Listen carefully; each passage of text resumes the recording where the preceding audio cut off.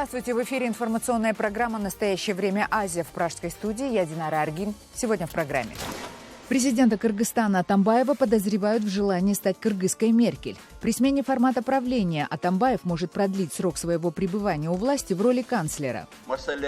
Как почти во всех развитых европейских странах. Всеказахстанский конкурс на лучшего Нурсултана. Тезки президента пишут эссе на тему, как хорошо носить это имя. Нурсултана в стране уже более 30 тысяч.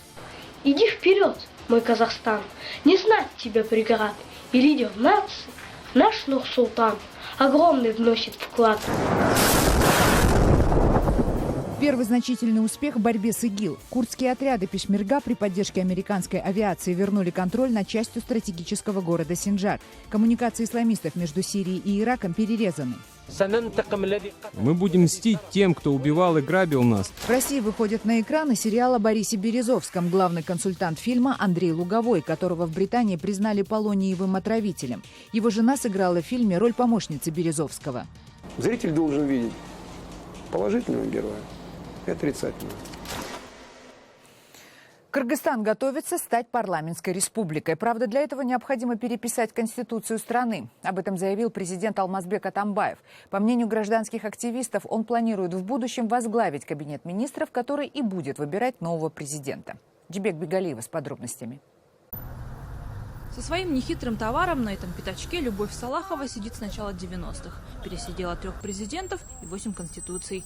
Теперь вот услышала, что главный закон собираются менять снова. Мы ничего от этого не изменится у нас. Ни пенсии не добавят, ничего. Это будет только там вверху парламентская, там президентская. Как оно были коррупция, так оно и будет. Как будет там вот эти вот вверха крутить, так оно и будет. В Кыргызстане тем временем всерьез намерены переписать конституцию.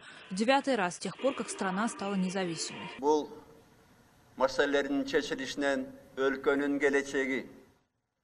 Судя по всему, надо начать переходить от президентско-парламентской формы правления к парламентской, как почти во всех развитых европейских странах, иначе пострадает наш народ. По мнению главы государства, это не даст будущим президентам узурпировать власть. Несмотря на то, что многие политики поддержали инициативу, в оппозиции отнеслись к этому настороженно.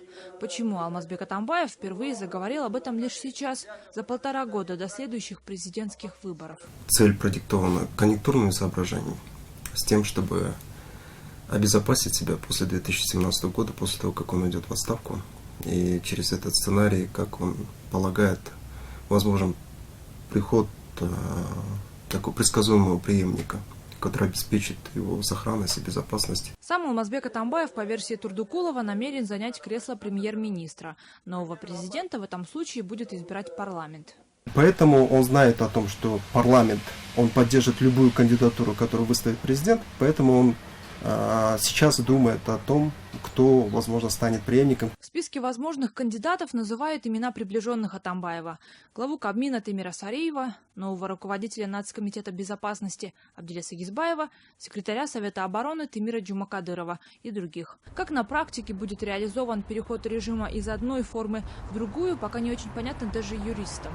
После принятия основного закона мы должны провести выборы Джохар Кенеша. Потому что нынешние депутаты нынешнего 6-го созыва такими полномочиями они не обладают. Придется ли досрочно распускать парламент или нового президента выберет нынешний созыв, станет известно после того, как консультации в Джугупе Кенеше завершатся. Чем все это закончится, Любовь Салаховой мало интересно. Переживает торговка с оленями больше за $1, вместе с которым в Кыргызстане растут и цены на все товары. Джибек Бегалиева, Азат Интумаков. Настоящее время. Бишкек, Кыргызстан.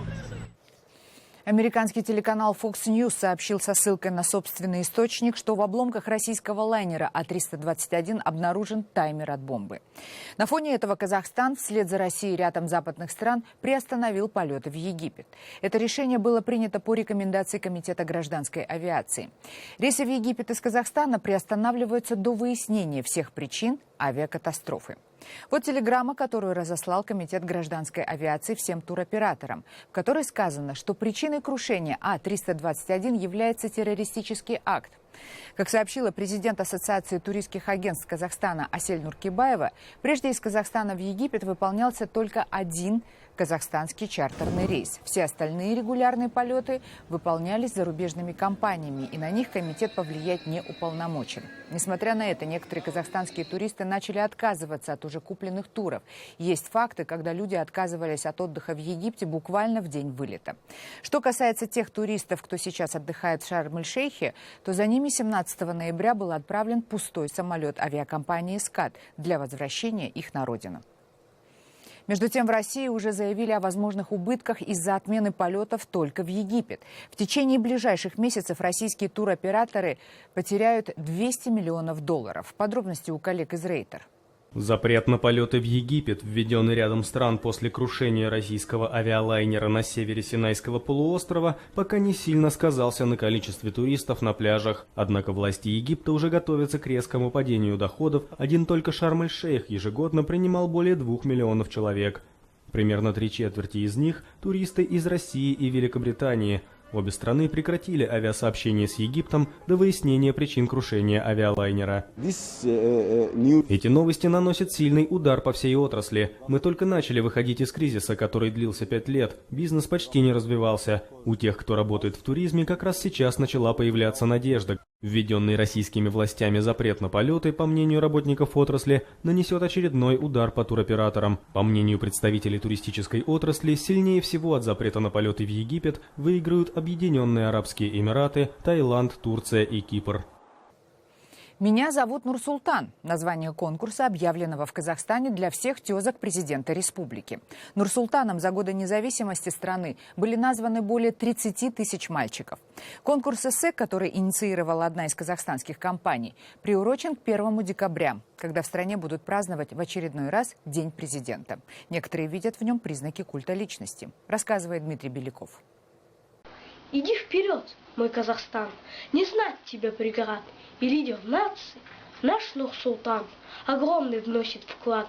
Школьник Саша читает стих, написанный его мамой для конкурса, посвященного празднованию Дня первого президента. Этот праздник отмечается в республике 1 декабря, уже 4-й год подряд. В преддверии торжественной даты в республике проходят десятки состязаний для молодежи и взрослых. В этом году в стране объявлен и конкурс эссе с необычным названием «Меня зовут Нурсултан». Интересно, что побороться за ценные призы смогут только тезки действующего главы государства в возрасте от 5 до 30 лет. Эксперты считают подобные условия конкурса не просто популяризацией президента, а элементом политики культа личности Ельбасы. Для президента это очень важно. Очень важно, и, конечно, это еще больше культивирует его окружение. На мой взгляд, такие сигналы они получают от президента и уже развивают мысль дальше сами. И, конечно, иногда они переигрывают. Нурсултан было наиболее популярным мужским именем в республике на заре независимости и сегодня не сильно сдало позиции.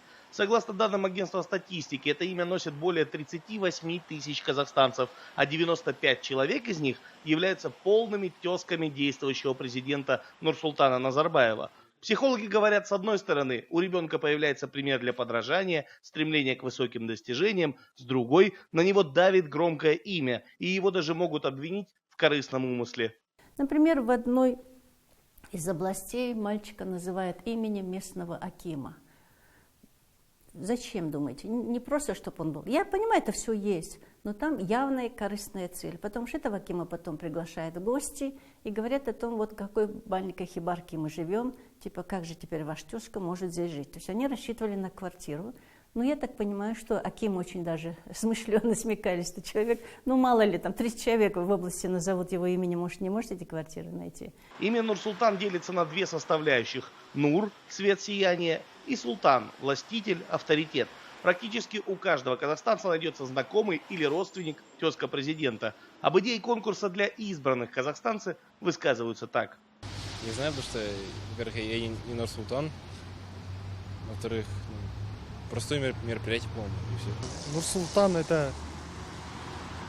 Я не могу объяснить, наверное. Хорошее имя. Всеобщий праздник, да? В каждой стране есть свой президент, и это праздник страны. Но почему и это неправильно, то, что пишет только Нурсултаны. И получается, вы спросили вопрос, 5 человек у меня, и получается, среди моих моих знакомых только 5 человек могут написать. Летом текущего года к 75-летию главы республики Казахское бюро «Радио Свобода» делало спецпроект. «Меня зовут Нурсултан» и беседовала с носителями этого имени. Интересно, что большое количество тезок президента проживает именно в Астане. Там даже организован специальный клуб Нурсултанов. Итоги конкурса эссе будут подведены 30 ноября. Лучшего из Нурсултанов наградят ценным призом и почетной грамотой. Дмитрий Беляков, Павел Энгельгард. Настоящее время. В Узбекистане неожиданно выпустили на свободу политзаключенного Мурада Джураева. Бывший депутат парламента провел в тюрьме 21 год по обвинению в попытке госпереворота. Правозащитники считают, что Джураева освободили после личной просьбы госсекретаря США Джона Керри во время его недавнего визита в Узбекистан. Оппозиционер должен был выйти на свободу еще в 2007 году, но власти Узбекистана 4 раза продлевали его тюремный срок под разными предлогами. Официально 63-летний Джураев был выпущен из тюрьмы в связи с окончанием срока его заключения, сообщает узбекская служба «Радио Свобода». Родственники заявляют об очень плохом состоянии его здоровья. В настоящее время в тюрьмах Узбекистана остаются многие заключенные, осужденные по политическим мотивам, передает Озодлик. Среди них есть и журналисты. Почти одновременно с Мурадом Джураевым из тюрьмы в Азербайджане вышел и политзаключенный Ариф Юнус. В августе этого года его вместе с женой Лейлой Юнус приговорили к 7 и 8,5 годам соответственно. Им было предъявлено обвинение в экономических преступлениях, однако в мире назвали процесс и приговор политически мотивированными. Неожиданное решение Бакинского суда о замене тюремного заключения на подписку о невыезде связано с ухудшением здоровья Арифа Юнуса. Выйдя на свободу, он сразу же потребовал немедленного освобождения своей тяжелобольной жены. Сейчас в тюрьме моя жена теряет зрение. Если даже ее немедленно перевести в больницу, минимум 2-3 года ей нужно, чтобы восстановить состояние, которое было у нее после последней операции. Она может ослепнуть. И поэтому мое требование заключается в том, чтобы ее немедленно освободили. Посмотрите на состояние женской колонии. Оно плачевно. Ее туда отправили на смерть. Я должен молчать? Какой же я мужчина после этого? Далее в программе. Первый значительный успех в борьбе с ИГИЛ. Курдские отряды Пешмерга при поддержке американской авиации вернули контроль над частью стратегического города Синджар. Коммуникации исламистов между Сирией и Ираком перерезаны. Мы будем мстить тем, кто убивал и грабил нас. В России выходит на экраны сериал о Борисе Березовском. Главный консультант фильма Андрей Луговой, которого в Британии признали полониевым отравителем. Его жена сыграла в фильме роль помощницы Березовского. Зритель должен видеть положительного героя и отрицательного. Первый значительный успех в борьбе с террористическим исламским государством. В Северном Ираке курдские бойцы из отряда Пешмерга вернули под свой контроль курдский город Синджар, захваченный исламистами год назад. Таким образом, им удалось перерезать важнейшую транспортную коммуникацию между оплотом ИГИЛ в Сирии городом Ракка и иракским городом Мосул, где сосредоточены основные ресурсы исламистов. Корреспондент Рейтер, находящийся на месте события, сообщает, что тысячи курдских бойцов 13 ноября вошли в Синджар с севера по главной дороге, которая проходит через город. Наступление произошло на следующий день после того, как боевики из группировки «Исламское государство» в Синджаре были отрезаны с востока и с запада. Боевики захватили Синджар в августе 2014 года и устроили там резню. Погибли тысячи иракцев из меньшинства курдов и езидов. Исламисты уничтожили почти все мужское население, а тысячи женщин были проданы ими в рабство. Вы видите, что среди наступающих курдских ополченцев большое количество женщин, которые сражаются наравне с мужчинами. Почти все они потеряли своих близких во время резни, устроенной исламистами в городах иракского Курдистана. Вот что рассказывают те, кто вынужден был бежать из Синджара. Боевики убили всех наших детей и мужчин. Они похитили наших женщин. Мы боимся возвращаться. В этом городе нет мира. Они разрушили наши дома, у нас там ничего не осталось. Должно быть безопасно, чтобы мы вернулись, иначе мы не готовы туда ехать. Как заявляет командование Пешмерга, исламистам и их пособникам предъявлен ультиматум. Мы будем мстить тем, кто убивал и грабил нас, тем, кто совершал преступления против иракского народа, брал наших женщин в рабство. Мы сказали арабским племенам, что нас предали, выдать всех тех, кто совершал эти преступления, и у кого руки запачканы кровью иракцев. Мы верим в мирное существование вместе с теми, кто не запятнал себя, в рамках Конституции и законов Ирака. Успешное наступление курдов на позиции ИГИЛ стало возможным при массированной американской поддержке с воздуха. Пентагон также заявил, что американские военные советники находятся на передовой, чтобы выявлять цели террористической группировки «Исламское государство» и вызывать по ним воздушные удары. Это наступление в Ираке готовилось американцами и курдами давно и является частью новой стратегии США в борьбе с «Исламским государством». Подобную поддержку наиболее сильным военным формированием курдов в их борьбе с ИГИЛ американцы планируют оказать и в Сирии. В Украине в рамках принятого закона о декоммунизации переименовывают улицы, открывают советские архивы, снимают с фасадов зданий звезды, срывают с постаментов каменных вождей. Мариуполь не становится исключением. Город, где в честь Ильича был назван крупнейший металлургический комбинат страны, одним из первых освобождается от советских идолов. Ленин на задворках. Смотрите наш специальный репортаж. Ильичей в Мариуполе было 5. Самого большого с помощью тяжелого транспорта и веревки на каменной шее стянули с постамента в августе прошлого года. Нынешняя площадь Свободы лишилась колосса в черном пальто ночью. Свой последний приют Ленин, причем сразу в 3 экземплярах, нашел не в самом уютном месте города, но зато в самом укромном. Теперь вождь всех времен и народов находится здесь, между рынком и старым кладбищем. Во лбу главного 8-метрового мариупольского Ленина вмятина. Шея треснула, а башмаки отпали при падении. Простоял Ленин архитектора Москальцова 27 лет. Еще 2 памятника развалились на части. Мой отец лично сюда приехал на комсомольскую стройку по комсомольской путевке. Откуда? Приехал с России он приехал с Волгоградской области. То есть, понимаете, какие были масштабы. И сейчас хотят эту историю у того же самого моего отца забрать, понимаете? Мариупольцы сами должны решать, чему быть, а чего стоит миновать, считает коммунист Виталий Денис. Сейчас появился проект решения о сносе данного памятника. А как мы видим, данный монумент представляет как бы несколько поколений. Это гражданская война, это Великая Отечественная война, и до чего дошли, полетели в космос. Бюст Жданова в космос не полетел. Он остался на заднем дворе Краеведческого музея. Его прибрали еще в начале 90-х годов. И городу вернули историческое название – Мариуполь. Рядом с половецкими бабами от слова «абаб» – каменный предок, стоят бюсты Владимира Ильича. Ильич задумчивый из гипса, Ильич суровый, гранитный. Городу и стране нужны актуальные символы, говорит сотрудник музея. А потому половецкой бабой Ленина не заменишь. Юлия Гаркуша, Андрей Рыжков, Мариуполь. Настоящее время. Громкая премьера на российском телевидении. Один из главных федеральных каналов начинает показ телесериала о Борисе Березовском. Создатели фильма называют свое творение шпионским триллером. Главный консультант сериала – Андрей Луговой, которого в Британии признали виновным в отравлении полонием соратника Березовского Александра Литвиненко. Жена Лугового сыграла роль помощницы Березовского. Сцена с отравлением Литвиненко вошла в фильм в качестве эпизода. Это еще кто? Не знаю. Этот фильм только готовится к показу, но уже понятно, что он станет предметом жарких дискуссий. О нем наверняка так и будут говорить. Кино про Березовского.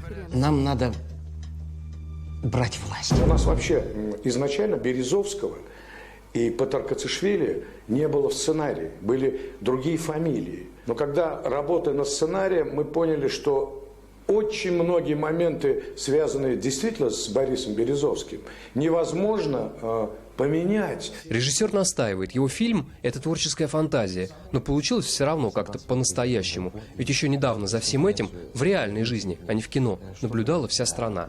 А споры насчет героев этой истории идут и по сей день. Если честно, я об этом не думал. Мне было интересно. Мне было интересно столкнуться с этим материалом, столкнуться с этим персонажем. Но главными действующими лицами стали вовсе не Березовский с Патаркацишвили, а выдуманные персонажи – Волков и Воронов, то есть Литвиненко и Луговой. Я понимаю, что ты хочешь денег заработать, но ты подумал, куда ты меня втягиваешь?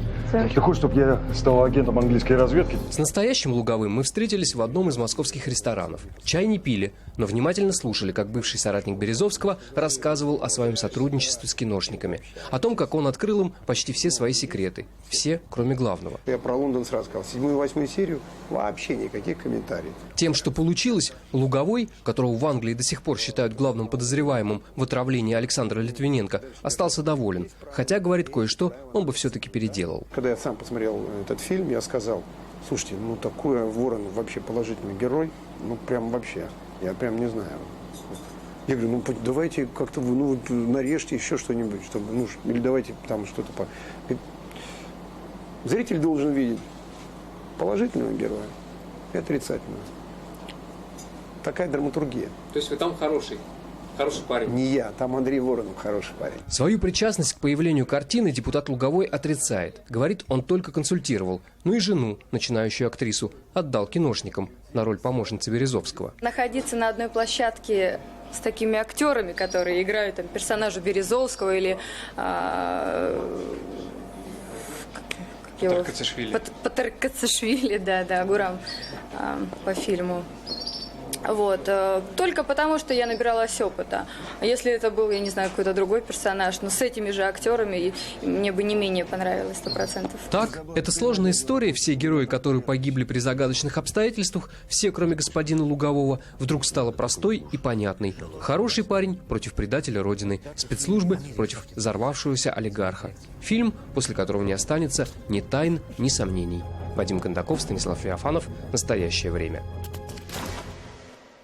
Студент из Гвинеи решил проверить жителей Екатеринбурга на знание английского языка. В 2018 году здесь пройдет несколько футбольных матчей чемпионата мира, поэтому городу придется принять много иностранных туристов. О трудностях перевода Екатерина Пономарева. На самом деле гвинеец Алгасиму Диалатьерна сносно говорит по-русски и знает дорогу к метро. Жителям Екатеринбурга он устроил срез знаний по английскому, чтобы проверить, готовы ли они принять нашумевший чемпионат мира по футболу в 2018-м.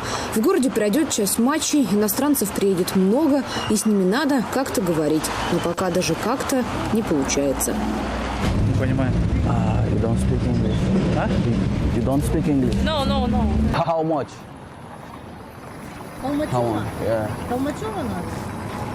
Хаумач продавец в киоске упорно слышала как название одной городской улицы – Толмачева. Так что выяснить цену и купить карту города нам так и не удалось. С горем пополам спускаемся в метро. Задача – добраться до отеля. И помощь приходит, откуда обычно не ждешь – от полицейских.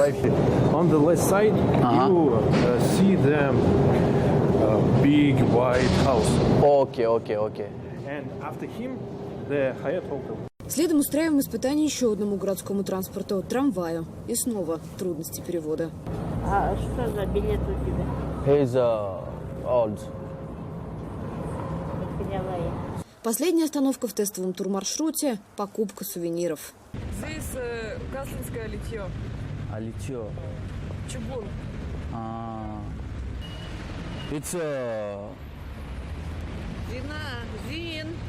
Вина. Пришедшая на помощь подруге-продавцу Зина вдруг произносит то самое «Hello, can I help you?». Она скромно признается, в прошлом лингвист. Последние годы занимается здесь коммерческими переводами. Продавать картины мужа на рынке оказалось выгоднее, чем заниматься наукой. Тем более, что торговаться она может на 5 языках. Знает английский, немецкий, французский. Еще приходят из других стран, говорят, допустим, на фарси, на турецком. И как тогда? А тюркский язык я тоже знаю. Видимо, Зинаида Ахмедова растопила сердце гвинейца, и он поставил уральцам 4 с минусом за языковую подготовку к международному первенству. Тех, которые хотят помочь, даже если они не понимают английский, но они пытаются объяснить через жестами, чтобы я понял. И добавил, хорошо, что чемпионат пройдет здесь летом, а то списал бы еще балл за холод, снег и грязь под ногами. Екатерина Пономарева, «Настоящего времени». Это были все новости, о которых мы хотели вам рассказать. Читайте нас в социальных сетях и смотрите на сайте karenTime.tv. Всего доброго.